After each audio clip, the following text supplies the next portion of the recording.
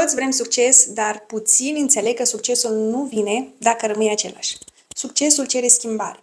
Schimbarea obiceiurilor, schimbarea gândurilor, schimbarea modului în care reacționezi atunci când viața te pune la încercare.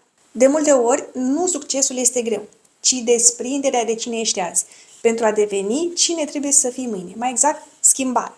Schimbarea doare. Îți cere să ieși din zona de confort, să renunți la scuze și să îți asumi riscuri. Dar exact acolo, în disconfort, începe creșterea. Succesul nu este rezultatul unui singur moment, ci al sutelor de schimbări mărunte pe care le faci zi de zi.